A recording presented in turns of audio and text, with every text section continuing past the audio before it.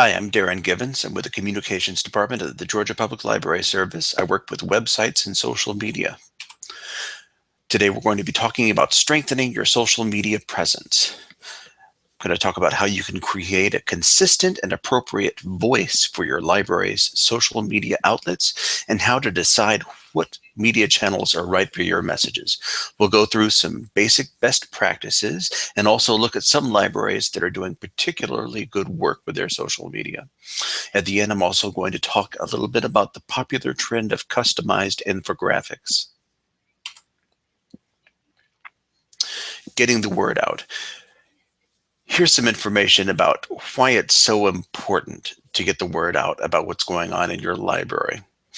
An interesting statistic I found in a news article from a couple of years ago was this quote: with a following of more than 250,000 at its main Twitter handle, the New York Public Library was able to leverage a 30-day campaign featuring celebrity quotes that offered effusive praise for libraries. They turned that into a 35% increase in average monthly library card signups in 1 month. That's the power of effective social media use. And as you can see in this cartoon on the screen, libraries are often doing great things and offering wonderful services that people in your community might not even know about.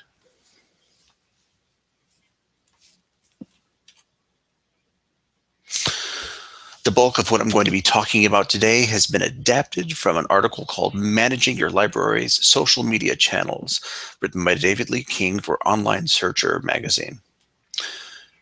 If you can find a copy of that full article, I highly recommend it. We're going to be going over some of the basics of what's outlined in that article here. One of the basic principles is be relevant. Know who your audience is and know what customers the library wants to focus on with social media, because that's going to help guide the content of your posts. If you know who you're talking to, then you've already gone a long way toward crafting a message for your post. If you're talking, for instance, to a group of library lovers, you might not need to work too hard to convince them that the library is great, because they already believe that the library is great. What you need to do in that case is keep them informed about what's happening at the library and engage with them regularly. And you can do that by posting content that insiders who already are loving the library and what the library is offering.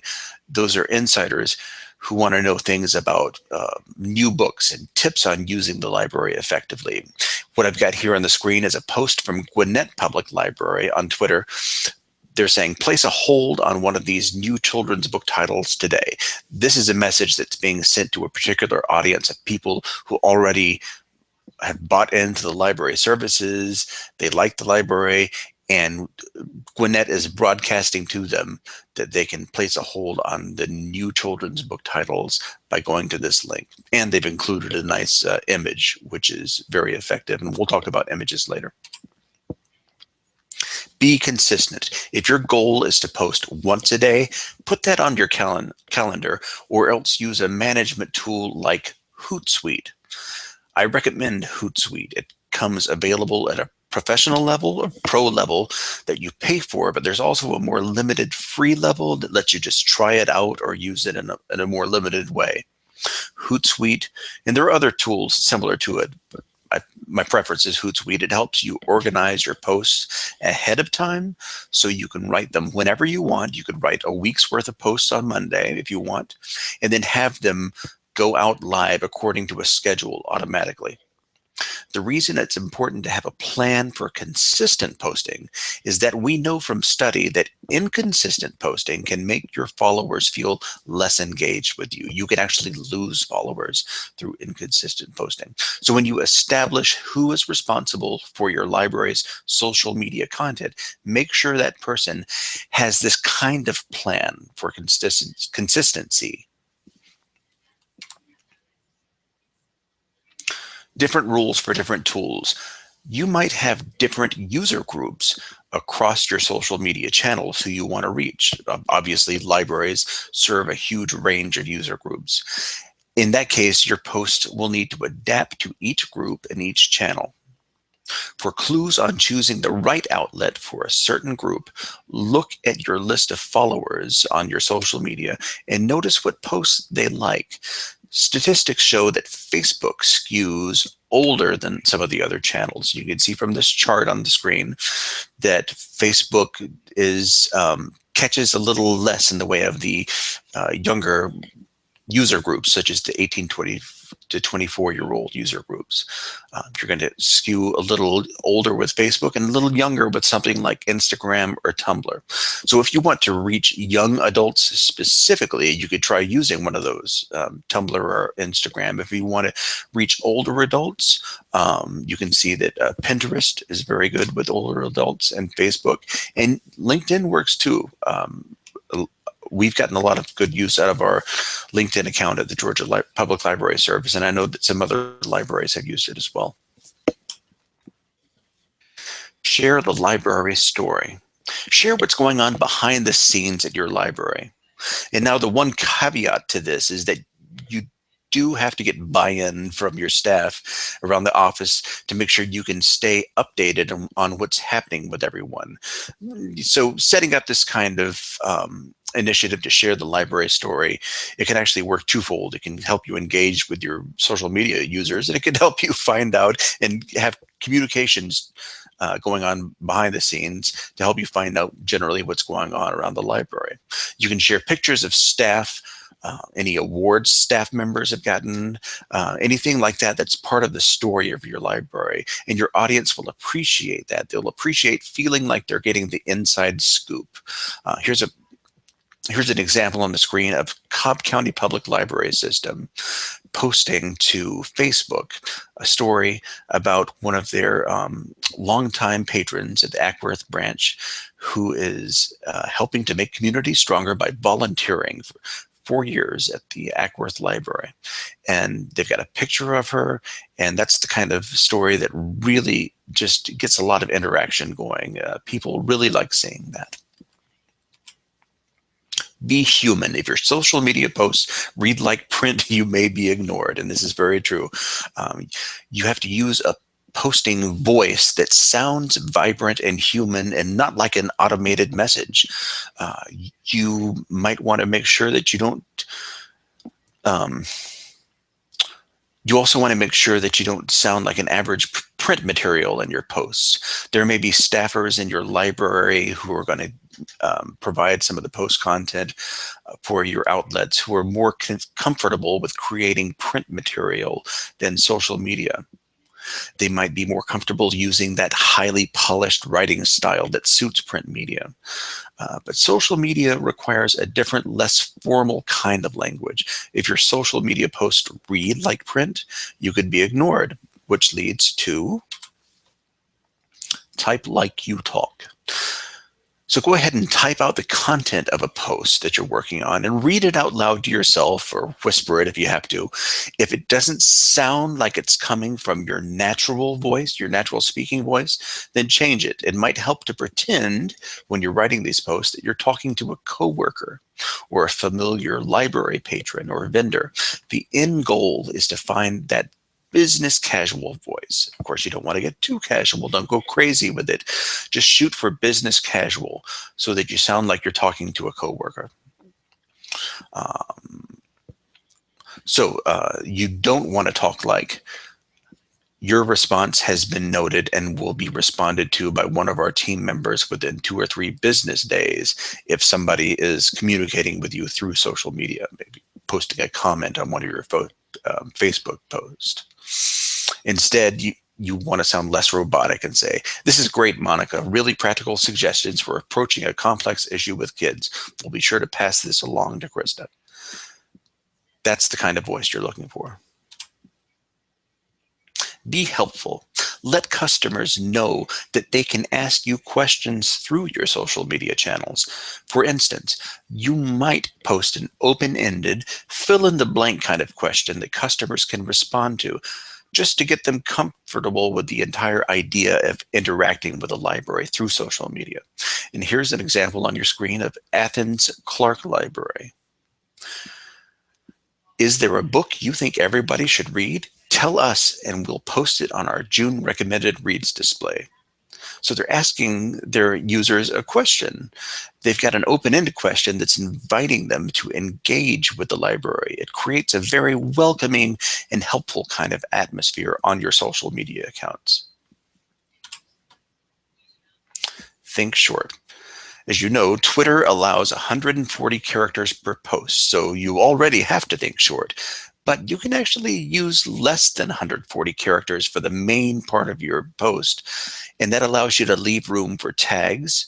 You might be using a tag to promote a special event or an initiative. For instance, at the Georgia Public Library Service, we have these annual tech boot camps, and so we might have a tag like Boot Camp 2016, or hashtag Boot Camp 2016, where we're tying in several posts together and helping people follow, perhaps people who aren't at the boot camp and want to follow along with some of the things that are happening. And whenever possible, also leave room for including the Twitter handle of a person or an organization that you might be referring to in the tweet. You can see here on the screen, this is one of our tweets. GPLS's Pat Herndon discusses accessibility in libraries and challenges for visually impaired patrons with Circ Ideas. So this was a podcast. Circulatingideas.com has a podcast series. And what I did was I looped them into that tweet by doing their Twitter handle, that @CircIdeas. They then got a notification through Twitter that they were mentioned in a post, and then they reposted or retweeted what I had put on Twitter. And that brings my Twitter post out to a larger audience than it would go to just with my regular followers for the GPLS Twitter account. Now it's going to Circ Ideas followers as well. Shortness is not just for Twitter, it's also useful on Facebook as well. Studies show that Facebook posts with 3 lines or less actually get shared more often than longer Facebook posts. Be visual. Including pictures with your posts will keep your audience engaged.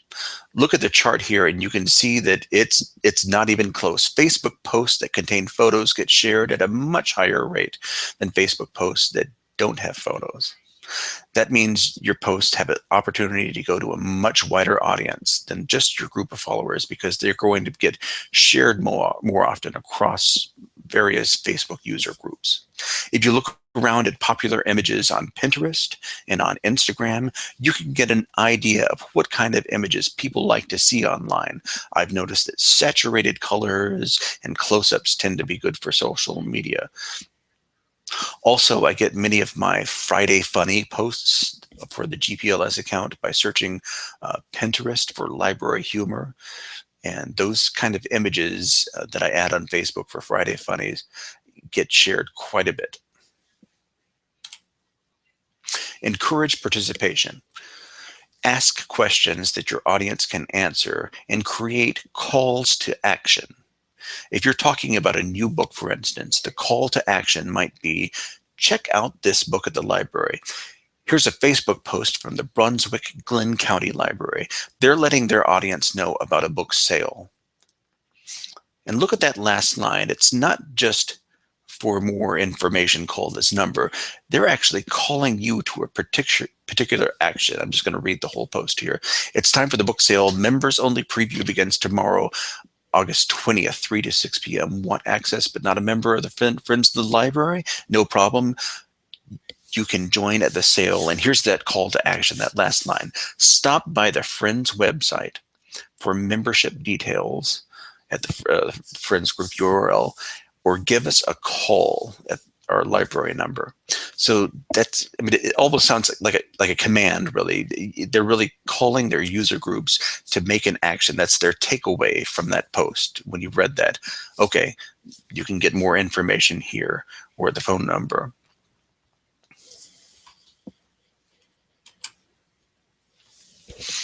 Okay, now I'm going to talk a little bit about infographics that have proven to be really popular for libraries, for government organizations, for nonprofit organizations in particular. For some reason, these kinds of infographics that put what might otherwise be, bland information about statistics or numbers or usage, it puts those things in a really colorful format that's appealing to a wide group of people. They sort of, it's sort of a way of catching the eye of people looking at your social media. What you're seeing here is a sort of a screen capture of the website PictoChart. That's an online infographic creator that I've used. It has a free account level for trying it out, and then you can go to bump up to a pro level for getting a little more, some more features, some more templates, some more graphics at the pro level. Again, that's PictoChart. Now, at that free level, I should warn you that if you do use that, it's going to contain a PictoChart logo on all the infographics that you make. So that's one of the things that you can get rid of when you go to that pro account, and which costs about $300 per year, I believe. So as I said, PictoChart is one of the infographics creators you can use. Another one is Easily, Canva.com, Visme. These are all popular creators of infographics. This is a great way to liven up your posts and to share things like statistics and trends in a format that has a wide appeal beyond just numbers. And that's it. I hope you've enjoyed using these tips I've talked about today on your social media accounts. Happy posting.